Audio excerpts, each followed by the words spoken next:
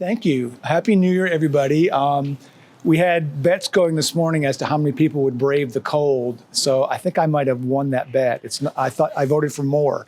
So that's great. I appreciate y'all coming out to brave the weather. I was just telling Blake the effects of we're just back from break, and I did a lot of sampling of sweet treats, and trying to zip this coat up was a chore this morning. So it's going to be nice to walk.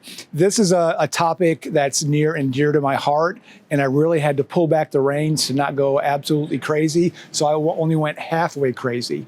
So we're going to get our steps in. We're going to see a lot of stuff.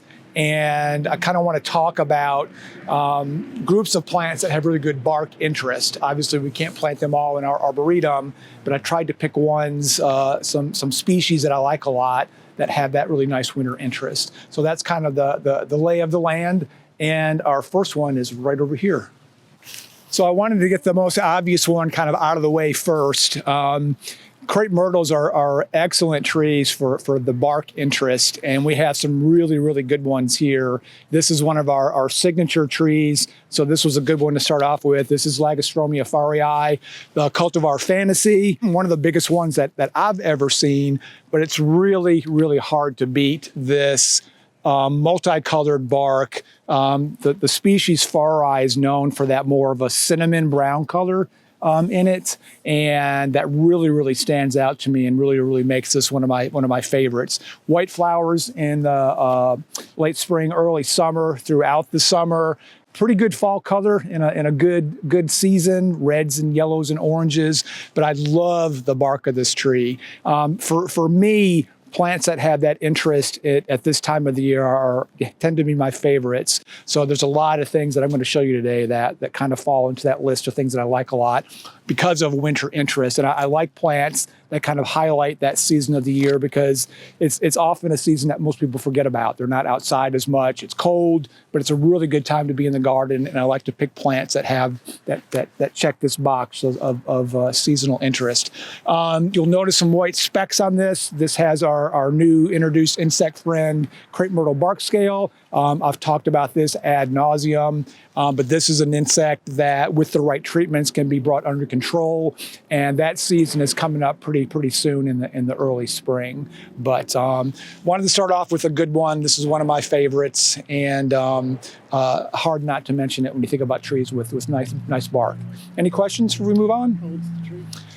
How old is the tree? Probably planted. Predates the Arboretum. Yeah, so the Arboretum started in 76-ish, so older than that. And I'm terrible at math. I don't know what that would be. Any other questions? There's a couple things you can do. You can use water to kind of knock them off. That's kind of a first line of defense, but it's not going to get every nook and cranny. And when you have a tree this big, it's impossible to do that. Horticultural oils work well, but it's kind of the same concept. If you really want to get rid of them, you have to use an insecticide, some kind of a systemic. And that's not something you can just pick up at the hardware store. That's an arborist kind of a thing. And that's also something that, to be conscious of pollinators and other insects, the timing for that is crucial. All right, let me grab my water bottle. Dogwoods tend to be really good trees for bark interest. Our native Cornus, Florida, has a nice kind of alligator bark. That's a really good bark for winter interest. This is an Asian counterpart. This is Cornus officinalis, and it's a cultivar called Spring Glow. One of the first things to bloom in the spring with bright yellow flowers, but I really, really like this peeling, exfoliating bark. There's a few cultivars that have been selected for the nicer bark. It peels a little bit more, but if you use your imagination, you see lots of colors in there. There's browns underneath and the gray of the bark, but I really like this nice kind of flaky interest. So again, this scratches lots of itches for me. You get nice bark, you get those nice spring flowers. Fall color is kind of a decent yellow, but one of my favorites, kind of small flowering trees for the landscape. Can take a little bit of sun. I've seen this planted in full sun and it doesn't skip a beat. Does pretty good in shade as well, but I really, really like this bark. Any questions? Right around the corner. I don't think I've done a tour where you can see your breath when I talk. It keeps throwing me off. This is a good urban tree. This particular species, Zelkova, you see used a lot as an urban tree. And the one that we typically are familiar with is Zelkova serrata. the Japanese Zelkova. This is Zelkova sinica, the Chinese Zelkova, and this one has much nicer, consistent bark than serrata, the one that's typically used. Really good tree for that bark interest. Really good tree from an urban standpoint. You just don't see it that much. I think it's a good one that should be used more in urban landscapes. This guy can get kind of bigger than the serrata, so it needs a little more room to do its thing. But I love this kind of camouflage exfoliating bark that it gets on it, and as it gets bigger and expands, you'll see more of that cinnamon brown that kind of comes through it. This is a part of the garden that I bet not a lot of people get to rumble through. I come through here on occasion, and was lucky to stumble on this one for the tour today. Any questions about it? Yes. If one wanted that in one's yard, would it be hard to get in the industry, or is it available? I don't see it like readily available. It's one of those things that is starting to become more available because it is another kind of bullet in that urban tree arsenal. And it's one that, Mark and I promote a lot of these sorts of things when we go to trade shows and we talk to nursery people. And it's one that I always try to show people and get people interested in. Any garden I've ever been in, and I've had this, I really try to promote it as one to use. It gets a little bit bigger, but I think there's some breeding opportunities with that too, to get that bark and maybe some smaller ones. Yes? Does it get any fall color? Reds and oranges in a good season. Fall color is such a moving target these days with our crazy temperature swings, but in a good season, Zelkovas have pretty nice fall color, I think. More of a shade or sun? Does better in sun. This has been here for a while, and it's kind of, things have grown up around it. Okay. Let's go this way. It's absolutely impossible not to do one of these tours and not talk about a Japanese maple. I think JC would be happy with that proclamation. This is one that I jokingly say should have its own Instagram account, because I get asked lots of questions about this one. Acer japonica biho. Obviously, the nice bright yellow bark interest is popular. When the tree is younger, you see as it gets older, it gets a little scaly down here and it's starting to lose some of that color. And a lot of that brightness is on the younger branches. So it's good to kind of prune for that new growth. And I've seen these with the branches stemmed a little bit lower and they're really, really bright. But in this crazy winter light this morning when I was making my last lap, I mean, it looked like somebody had plugged it into an outlet. It was so bright, but hard not to talk about Japanese maples. Good small trees for smaller landscapes. A lot of them have really interesting architecture with the lacy structure. And if you're lucky, you get one with really nice color like this. There are literally hundreds of different cultivars of Acer japonica and Acer palmatum. Lots of different ones out there, but this is obviously a favorite. Carpinus is next. So I mentioned groups of plants that I like for bark interest, and Carpinus or Musclewood is one of those species of tree. A good small tree for urban landscapes. This is Carpinus. Did I say betulus? Carpinus betulus columnaris. This is the upright growing musclewood. And if you look really close, you see those kind of fissures that the trunk gets, kind of similar to it gets that common name musclewood from those nice sinewy textures. Nice silver gray bark, a really good, consistently nice winter interest plant. Almost all the cultivars that I know of and the different species have that nice sinewy bark and a really kind of nice fine texture. Really easy to find in the landscape, very, very commonly used as an urban tree. As I've said many times before, I'm a sucker for anything that grows upright because it doesn't take up a lot of space in our very tight urban landscapes. From a street tree standpoint, that's a really important characteristic. So this tree is used a lot as a street tree, but I love that nice texture that the bark offers at this time of the year. Any questions about that one? All right, we're going to go that way next. I would consider this to be the Rolls Royce of bark interest trees in the plant world. This is Acer griseum, and this is a cultivar called Fireburst. J. Frank Schmidt and Son, a really good nursery out in the Pacific Northwest, has several cultivars of this, and they're selected for their form, for the bark interest, for their fall color. But believe it or not, this is a tree that's used a lot in the Pacific Northwest as a street tree. You see it planted a lot there. Would we be so lucky to do that here? I think we're a little bit warm for those kinds of ambitions, but nonetheless, it does pretty good. I don't think it grows as fast here as it does out there, and you see this used a lot in the Mid-Atlantic as a more common tree also. But it's hard to beat this bark. It's one of the best for that bark interest. As it gets bigger and older, that just kind of continues to flake and be really nice. It's exceptionally beautiful when it's wet in the rain or the snow. And the only thing that comes close to it is the fall color, which is bright reds and oranges, very consistent every year. It's just a nice all-around pretty tree. Good, consistent, solid green foliage, not a lot of pest issues. I would plant it someplace where it's not in full blasted sun if you wanted one here. Further north and in the Pacific Northwest, that's not as much of a concern. The weather's a little bit kinder out there than it can be here. Soil, moist, well-drained, not real happy and wet, but just a banner tree for that bark interest. Any questions? You said Acer. Acer, maple. Maple. Yes, sir. What family grouping is that? Family. Saponaceae. Saponaceae.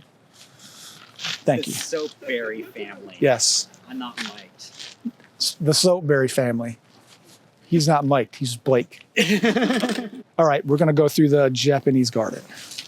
Blake mentioned all the great things that are coming up, and I'm gonna echo that again. There's a lot of really good stuff coming up this year that's worth your while to kind of take notice to. And in the garden, there's some big projects that we're gonna undertake. And this is a spot where that's going to happen. The Lath House is going to get a new roof on it.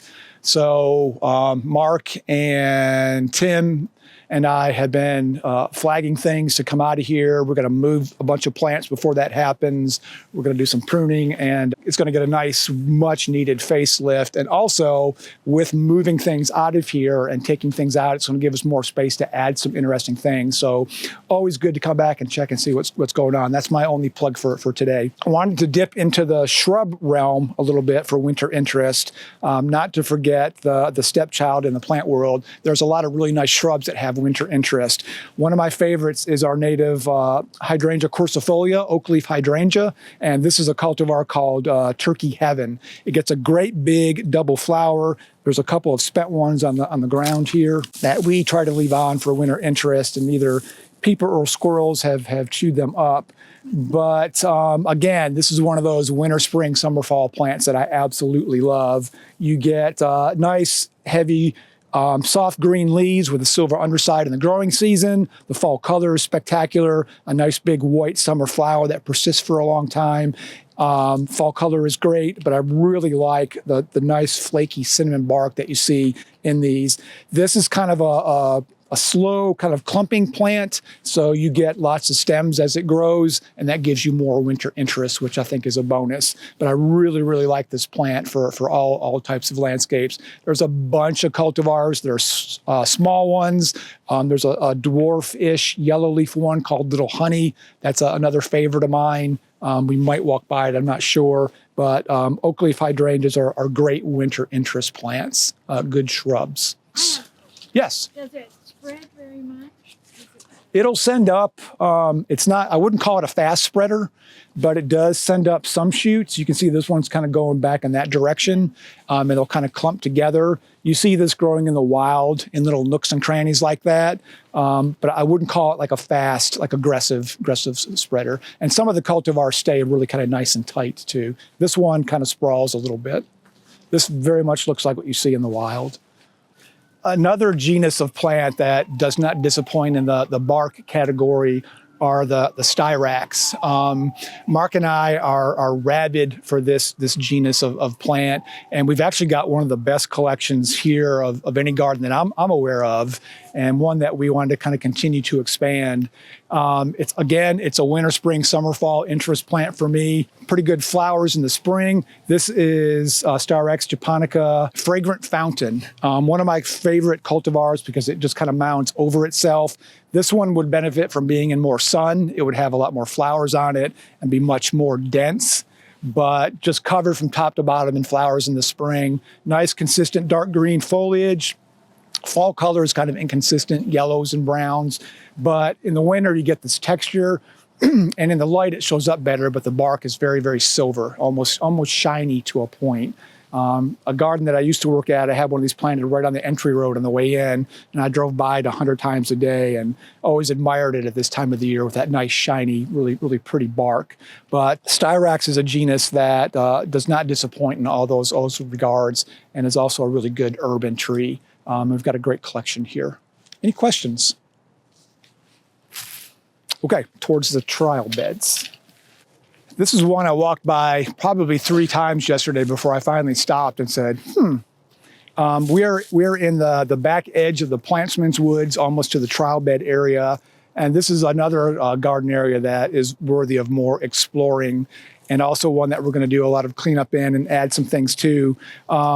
But this tree has stood out for a long time for me, this genus. This is Corylus chinensis, the Chinese hazel.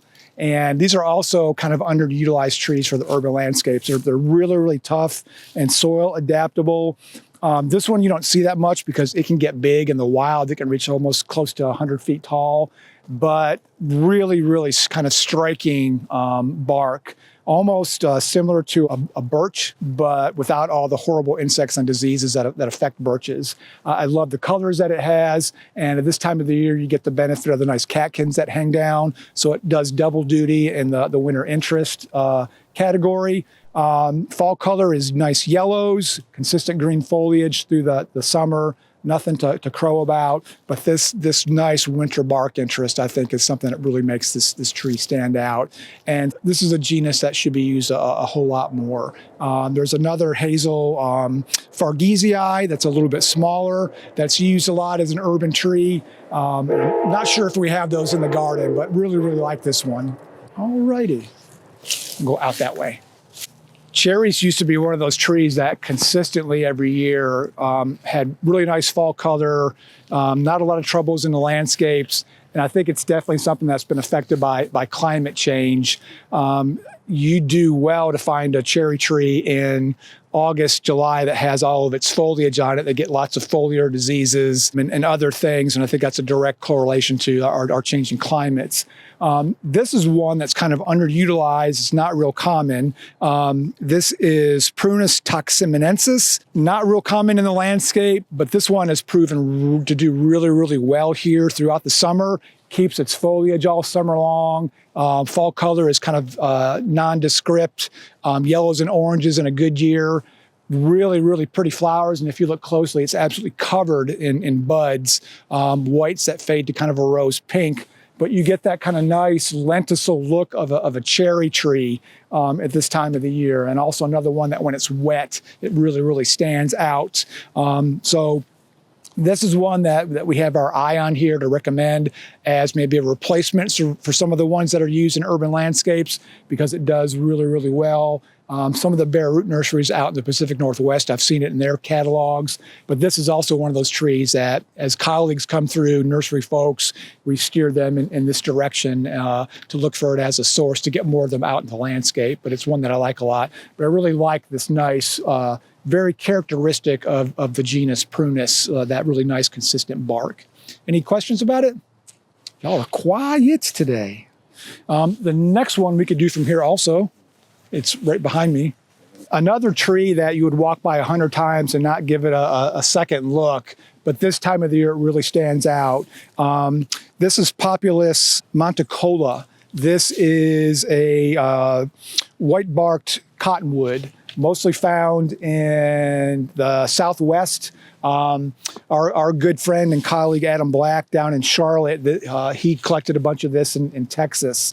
And to grow a cottonwood, very much it's related to aspen, with this really nice bark was kind of a surprise.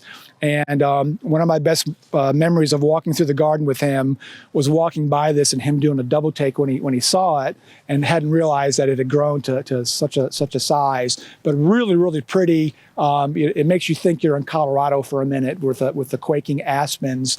But this really kind of lights up this part of the garden this time of the year.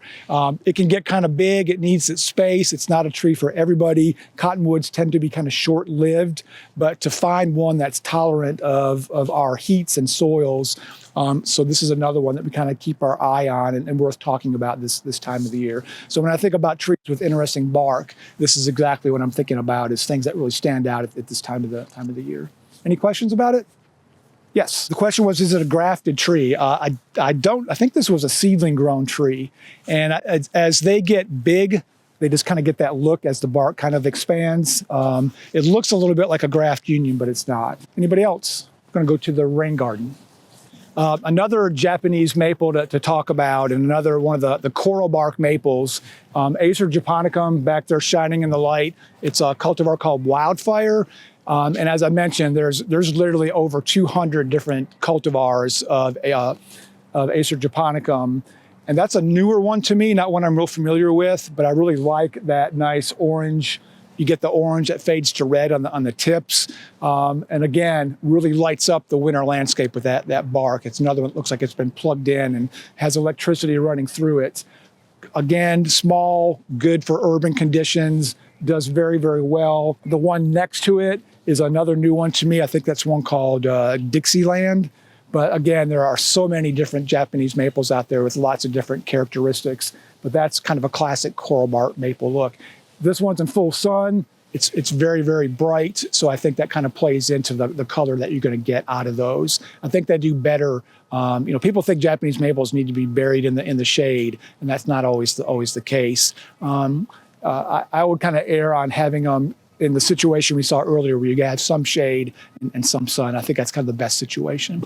Any questions about that one? So what causes them to be that brightly colored? It's something genetically in the way that the bark develops that they have that color. And I think temperature has some play in that. I may be wrong about that. For whatever reason, they seem to brighten up when they go into the wintertime. And then I think I've noticed, again, when right before they start to leaf out and sap starts to flow, for whatever reason, to me, it seems like they brighten up again. That's a completely unscientific hypothesis, but just observing them for a number of years, I think that has something to do with it. But yeah, it looks like someone spray painted it or took the time. Yeah, yes, it does. I really like that color in this time of the year. Any other questions about that? All right, we're going to get a lot of bang for our buck right here and stay cold for a little bit longer. The next one is right here in front of us. This is river birch. This is Betula nigra Dickinson. This is another cultivar I'm not super familiar with, and I had to do some digging before the talk. This is one that's grown for cold hardiness, which doesn't really affect us that much. It's from North Dakota State University. Apologies to my friend Todd West, who works out there and probably developed this tree. Typical river birch bark, typical river birch form, very, very twiggy, great color in the wintertime, consistent green color throughout the growing season. It'll get catkins on it. You can see a few on the ends of the branches for the flowering, and pretty decent fall color, pretty consistent yellows, but a great urban tree and planted appropriately here at the edge of our rain garden. There's lots of other cultivars. There's dwarf ones. Heritage is one that always sticks in my mind that's worth promoting. There's one called Little King that we have near the McSwain building. That's kind of a dwarf and kind of mounding. Lots of different flavors of this, but it's a good genus of plant for that winter interest and one to throw in your landscape if you are obliged to. And the last one while we're standing here across the path there, Cercidophyllum, that's a weeping katsura. It's Moruika's weeper, one of my favorite of the cultivars of katsura. Absolutely beautiful throughout the growing season with those hanging branches. Fall color, I think the fall color does better north and east of us. Yellows and reds and oranges. Here it's kind of hit or miss. Like every other year, we have a great fall color. An interesting thing about that tree in the fall, there's a lot of sugars in the leaf, and when they start to fall off the tree, you get a very heavy scent of cotton candy. Some people say it smells like burnt sugar, but it smells like cotton candy to me as those leaves are falling around it. But I love that kind of weeping texture and that nice kind of peeling bark on it. There's a great one at Mount Auburn Cemetery. If you're ever in the Boston area, it's worth it just to go there to see that one tree. The biggest one I've ever seen this side of Japan. Just a beautiful tree for the landscape. I like how it kind of mounds over itself. And the bark is also very, very pleasant. Any questions about that one? Or we're going to head that way next. Oaks are a tree that I really think have a lot of kind of striking bark interest from a genus perspective. A lot of the white oak family are the ones that I always think of when I'm thinking of bark interest. Crocus bicolor, basket oak, pretty much all the white oaks have really interesting bark interest. One that's in that family is Crocus dentata. This is a Japanese emperor oak, and this is a cultivar called Pinophyta. It's got a really deeply veinated leaf. Pat McCracken was the first one that introduced this tree to me, and I bet this is one of his. But I love the bark on this tree. A very, very coarse texture. A lot of times it'll hold its leaves for a long time, which I think adds some winter interest, a nice kind of tannish brown color, and that also has movement in the wintertime, which I think is important. But I love the very coarse texture that the bark provides. Also the twigs that are big and gnarly, and the big fat buds that you see all on the tree. All that stuff to me is winter interest. But the bark is very striking to me also. Not a lot of oaks on the route today, but I would be remiss if I didn't mention them as a tree that to be utilized for that bark interest. We're going to scoot down just a couple trees that way. Adding a different species of maple to the list. This is Acer bergeranum. It's a cultivar called Michael Steinhardt. This is a trident maple, and its claim to fame is it has bright chartreuse yellow-green leaves throughout the growing season. Another tree that is plugged into electricity.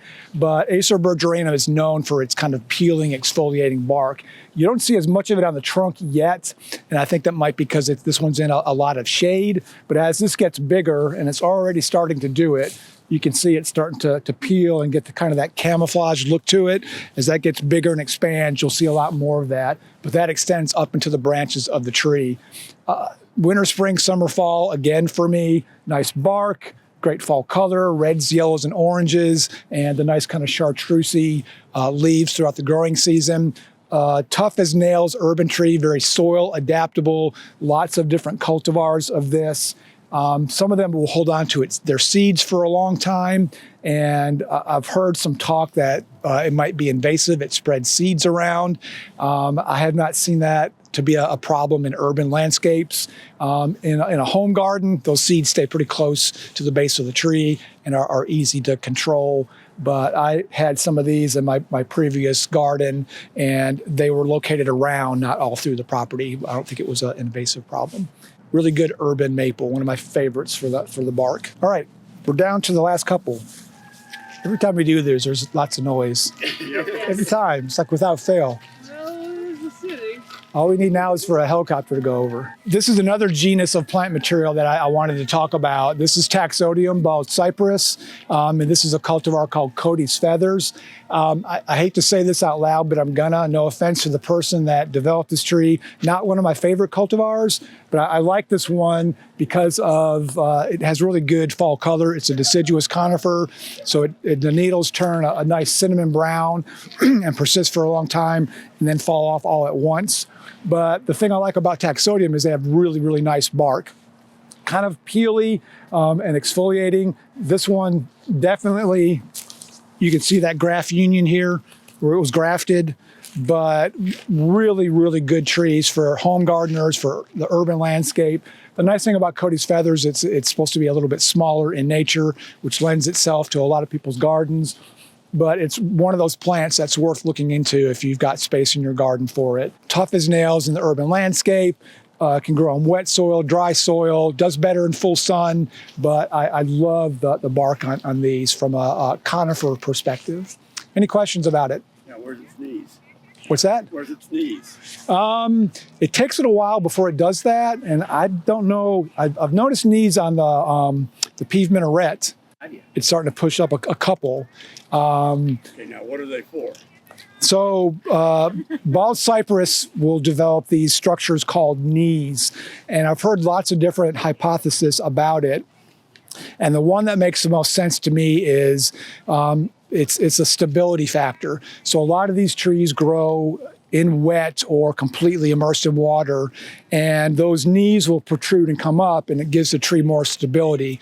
The other thing it provides is in a wet or a flood-prone condition, it collects a lot of organic matter, which benefits the tree.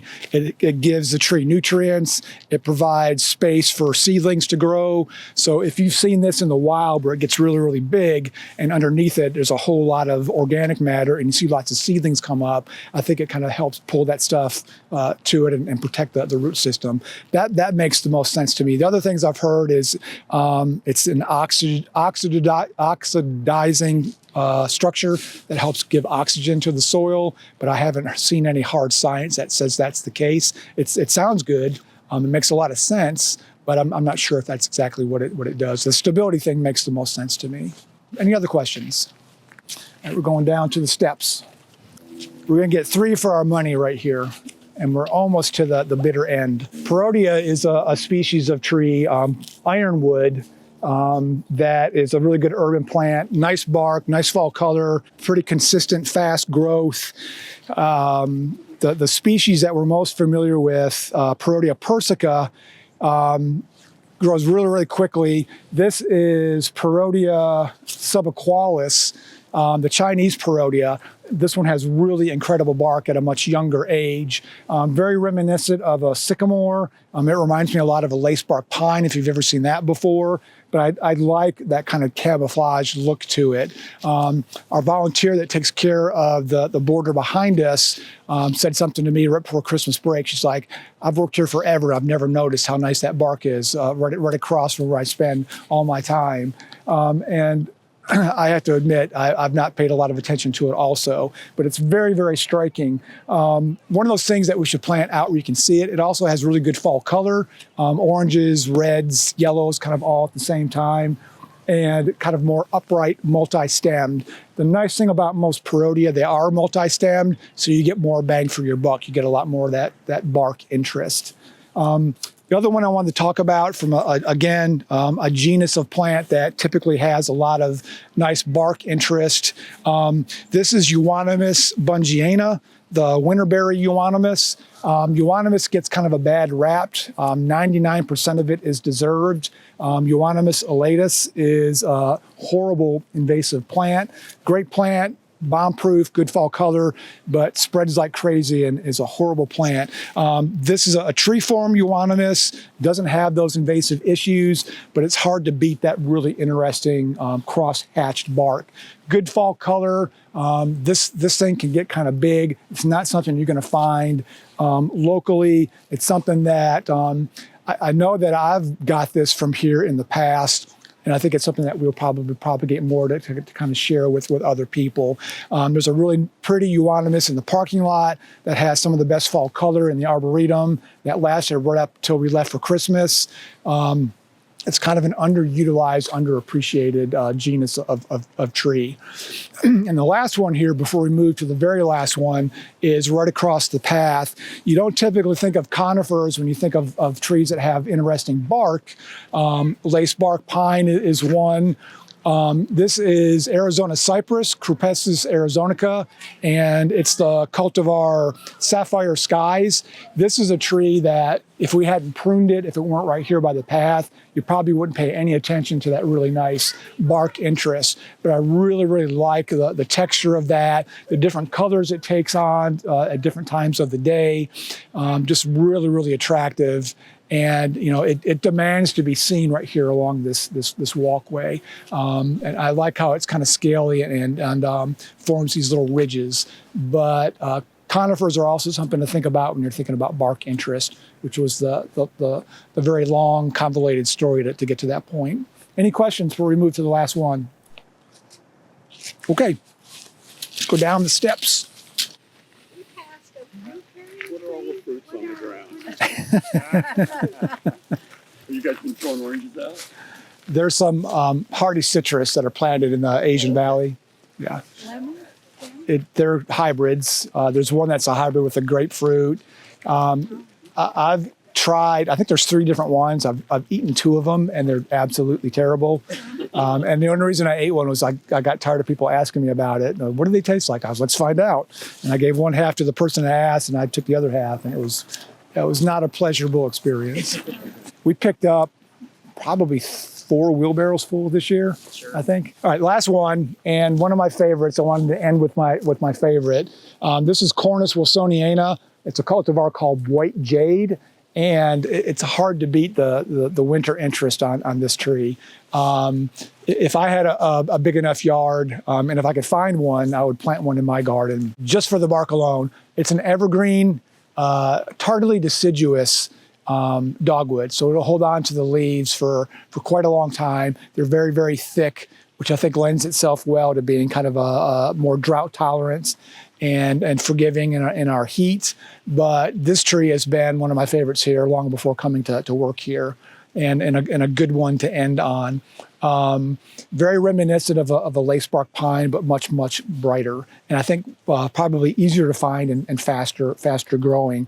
This is definitely one that we want to propagate more and offer. So keep your eyes on the plant card and our spring plant sales for this, hopefully in the not too distant future. Any questions before I let you go get warm? How long till it does that with the bark? I don't know. This doesn't predate, does it? No. This was planted after that was built. I honestly don't know. We've got some smaller ones back in the back, and they show the color pretty early. The stems are, pretty small. And what did you say it does for the start flowering? Anything? I've honestly not noted. I'm sure it has a flower, if you're familiar with like the shrubby dogwoods, like those composite kind of looking flower heads. That's what it looks like, white and kind of nondescript. Yeah. But they don't smell particularly nice. No. It smells a bit like Bradford pear, honestly. Yes.